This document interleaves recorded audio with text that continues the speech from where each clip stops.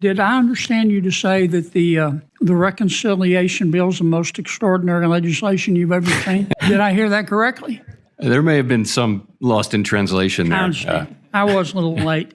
Tell me what the bond market's telling you. Bond market's fine now, functioning well. It's pricing, it's reacting to economic news. There's adequate liquidity. Rates have come down pretty significantly from where they were a couple months ago. I think inflation expectations have come down a bit from April. And in general, the bond market is functioning well. Explain to me why we have seen in the last few months weakness in the dollar. That's a great question. And of course, the Treasury Department is responsible for the role of the dollar. I don't know. I think I would go back to the thought that markets have been digesting an unusually challenging set of circumstances. Dollar's kind of stabilized now. In fact, it's moved back up here in the last couple of weeks a bit. There are plenty of people who are still writing that the dollar is still overvalued. We don't have a view on that, of course, but I wouldn't really have an opinion on exactly why it is where it is.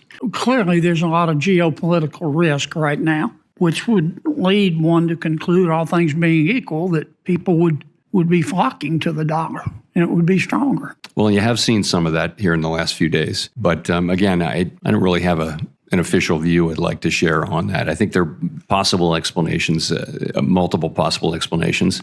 Again, one of which is that some people still feel the dollar is highly valued. Yeah.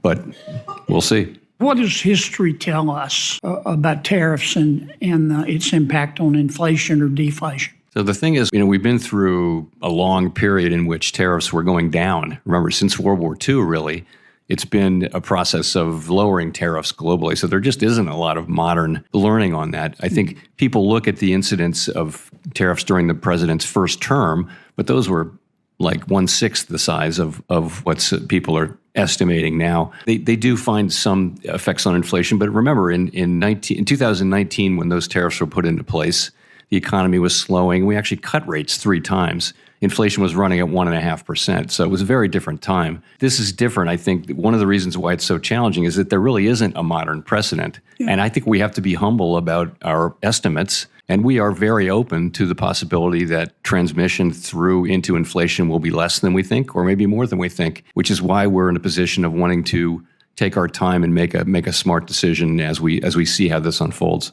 Well, obviously, the size of the tariffs makes a difference, does it not? It does. We don't know yet the size of the tariffs. We don't. And we don't have a view on any of the merits at all. That's not our job. Our job is inflation, as you know, and maximum employment. Let's assume that there is upward pressure. Would it matter how much businesses decide to pass on versus just eat? Does that make sense? Yes, that matters. That is what matters. The question is, who's going to pay for the tariffs? Originally, it's the importer, but it gets passed along through the distribution chain to some extent to the consumer. The ultimate question of it is how much of it does show up in inflation. And honestly, it's very hard to predict that in advance. So we're watching to see what shows up in measured inflation. If the president's trade negotiators pursue reciprocity, which I define as both sides reducing, in a quid pro quo, reducing tariffs and trade barriers as much as possible.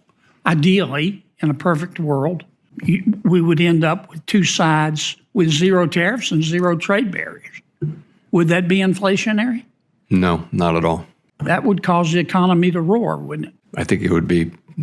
Yeah. Okay, thank you, Mr. Chairman. I appreciate your endorsement, Mr. Chairman, of the reconciliation bill.